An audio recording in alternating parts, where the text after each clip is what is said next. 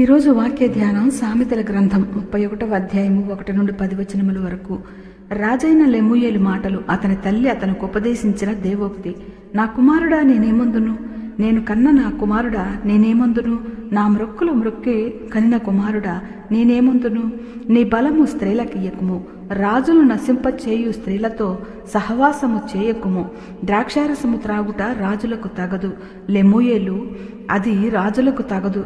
మద్యపానాసక్తి అధికారులకు తగదు. త్రాగిన ఎడల వారు కట్టడలను మరుతురు, దీనులకు అన్యాయము చేయుదురు. ప్రాణము పోవుచున్న వారికి మద్యమునియుడి, మనోవ్యాకులము గలవారికి ద్రాక్షారసము నీయుడి. వారు త్రాగిన ఎడల పేదరికము మరుతురు, తమ శ్రమలను ఇక తలంచకుందురు. మోగవారికి దిక్కులేని వారికి న్యాయము జరుగునట్లు నీ నోరు తెరువుము. నీ నోరు తెరిచి న్యాయముగా తీర్పు తీర్చుము. దీనులకును శ్రమపడు వారందరికీ దరిద్రులకును న్యాయము జరిగింపుము.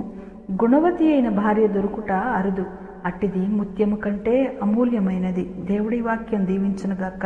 ఆమేన్.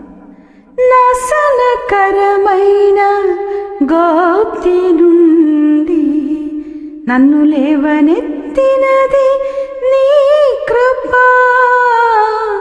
నీ కృపలోని నా జీవితం కడవరకు కొనసాగించెదన్. నీ కృపలోని నా జీవితం కడవరకు